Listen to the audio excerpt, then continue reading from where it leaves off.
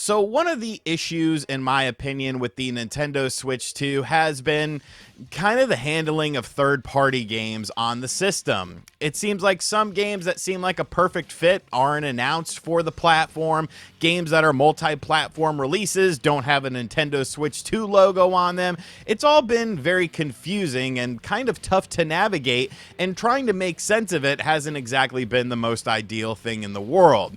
But I do feel like things are actually getting better. This week, we had a bunch of announcements about third-party Nintendo Switch 2 games, and I think each individual announcement has an interesting story attached to it. So that's what I want to talk about in today's video. So if this is your first time on the channel, be sure to hit that subscribe button. But before we get into the goodness of today's video, I do want to give a shout out to today's video sponsor, which happens to be a third-party Nintendo game. Today's video is brought to you by Persona 3 Reload, now available for your Nintendo Switch 2. This is a full-on reimagining of the RPG that basically redefined the genre. You're dropped into modern-day Japan. Everything looks normal until it's not. There's this weird vibe hanging over everything, and the deeper you get, the more you realize something's really off. During the day, you're living that student life, hanging out in the city, building friendships, and connecting with some of the most genuine characters you'll ever meet in a game. But when night hits, that's when things go down, pal. The dark hour begins, time freezes, shadows come out, and it's on to you to fight back and protect reality. The combat is stylish, strategic, and super satisfying. You're chaining together attacks, summoning personas, and absolutely wrecking enemies in turn-based battles that feel extremely slick. So yeah, if you want a story that hits hard, gameplay that keeps you hooked, and a world that's equal parts beautiful and creepy, Persona 3 Reload is waiting for you. Check out the link in the description box down below to get more information on Persona 3 Reload for your Nintendo Switch 2, and a huge thank you to Atlas for sponsoring today's video. So the first game I want to talk about is not the greatest game in the world. I played this game, I reviewed it when it first came out. I thought it was alright. You know, there were elements of the game that I enjoyed. There were definitely elements of the games I didn't enjoy, but that is Assassin's Creed Shadows. Assassin's Creed Shadows has been long rumored to be coming to the Nintendo Switch 2, and now it has indeed been revealed. The game will be coming out on December 2nd, so the wait is not very long. There is a DLC pack that is coming out on other platforms that Nintendo Switch 2 owners won't get until early 2026, but I think this is interesting because, you know, much like Assassin's Creed Shadows, Star Wars Outlaws was not a game that I really liked. Like, I thought it was fine to okay-ish, you know. It wasn't the best thing in the world. There were definitely some major problems with it, but from the technical perspective, I didn't expect much from it on the Nintendo Switch 2. It's not a game that I recommend like buying at full price, and really Assassin's Creed Shadows is not a game I recommend buying at full price either, but I do think there are some decent enough elements to it. But when it comes to Ubisoft and the Nintendo Switch 2, I find this release interesting because much like Star Wars Outlaws, where I checked out the game on the performance level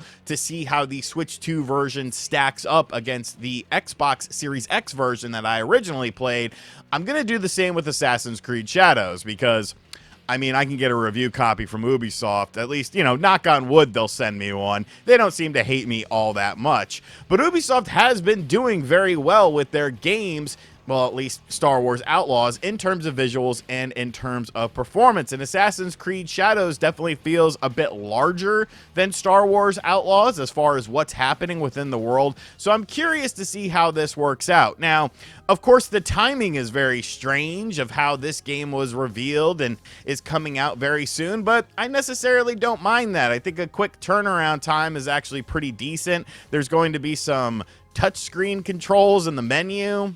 I guess that's something, but I am curious to see how this game performs. But at the end of the day, I still don't think it's worth the full price, the full asking price of $70. You know, maybe wait for a discount or something like that. But, you know, it's your decision at the end of the day. Marvel Cosmic Invasion is coming out the day before Assassin's Creed Shadows. Assassin's Creed Shadows comes out on December 2nd. Marvel Cosmic Invasion comes out on December 1st. And I know you're like, Well, we already knew about this game, RGT. You know, is your memory slipping? Why are we talking about this game? And I'm talking about this game specifically because of the fact that there is a specific Nintendo Switch 2 version of this game. Now, Marvel Cosmic Invasion is a 2D side-scrolling beat-em-up. It's not going to light the world on fire in terms of innovation and revolution and, you know, high-resolution graphics and, you know, crazy ray tracing and stuff like that. It's a game for me, of course, because I think it looks really good and this is my style of game, but it's not a game that's going to, you know, break into mass appeal for people who don't like 2D brawlers and stuff like that. The appeal comes in the fact that, like I said, there is a specific Nintendo Switch 2 version of the game, which means that Tribute Games and .emu now have Nintendo Switch 2 dev kits. And I think that is something that is indeed very, very important because of the fact that it kind of opens up more opportunities for developers to put their games onto the Nintendo Switch 2. Like, that's kind of been a bit of a mystery.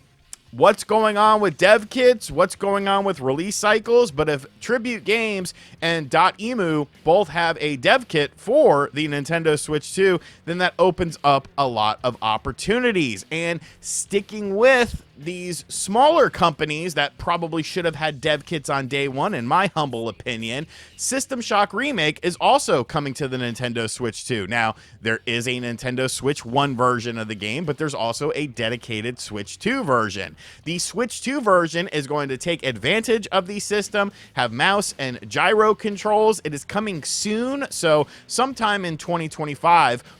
But I think this is really cool for a multitude of reasons, because now this means that Night Dive has a Nintendo Switch 2 dev kit. And when you see something like a quick turnaround time for this, from when the system came out to this game not only being announced, but releasing on the platform, this is obviously something they probably wanted to do very early in the system's life cycle. And I mean that from like a day one sort of perspective, or like a first month sort of perspective. You know, I've never played the original System Shock game. We took a look at System Shock 2, the Switch 1 version on the Switch 2, and I had a lot of fun with it. But this is like a full-on remake, bells and whistles, all sorts of fancy stuff tied into it. So I think this is definitely a step up in terms of the presentation, at least. And System Shock is a super interesting franchise. You know, it's one of those PC franchises that I never played because I didn't own a personal computer at the time. Like, what do you expect me to do? Like, my parents weren't balling, like, you know, being able to buy PCs and play PC games. I'll never forget that little Chucky looking kid that we went to his house. It was my dad's, one of my dad's general managers of Boston Chicken. And like, he had a computer and he had Doom. And I was like, Dad, you're above him. Why do I not have a computer in Doom? But, you know, that's a story for another day, even though I just already told it. But System Shock Remake, I am super excited for this and curious to see the Switch 2 version. And then there was another game, Fallout 4 Anniversary Edition. This is Fallout 4. It wasn't a game that I really loved. I loved 3. The suit stuff in Fallout 4 was kind of a turnoff for me, but I'm going to give it another try, probably on Xbox first, and then, you know, check out the Switch 2 version. But this is coming out on all platforms. However, the Switch 2 version is not coming out until 2026, which I do think is an important thing to mention, and I'll talk about why in just a moment. But the game, Fallout 4 Anniversary Edition, like I said, multi-platform. It includes the base game, 6 additional add-ons with the game, such as Automatron, Far Harbor, Nuka World, and the Workshop expansions. Of course, there's the settlement stuff, which I also wasn't a huge fan of, but they're actually including 150 pieces of Creation Club content, like weapons and stuff like that. There's going to be gameplay tweaks. There's going to be different dog meat breeds that you have. There's new weapons, quest expansions.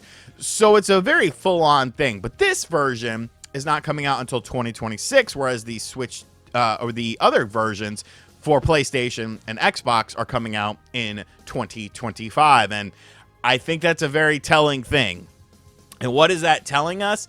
I believe that is telling us something that we have known for quite a while now that we just didn't really want to accept. That 3-tier system of rollout of games, I think is a reality. You know, where Nintendo had their partners lined up and for the first round, and they're like, okay, you're going to be there at launch. You're going to be there in the first couple of months after launch. And then we get to phase 3 where like everyone has a Switch 2 dev kit. Because I honestly feel like, you know, Bethesda, which is an extension of Microsoft at this point in time, I think they would have wanted this day one on the system. When you look at both Microsoft games, and it's obvious that Microsoft wants to put their games on everything.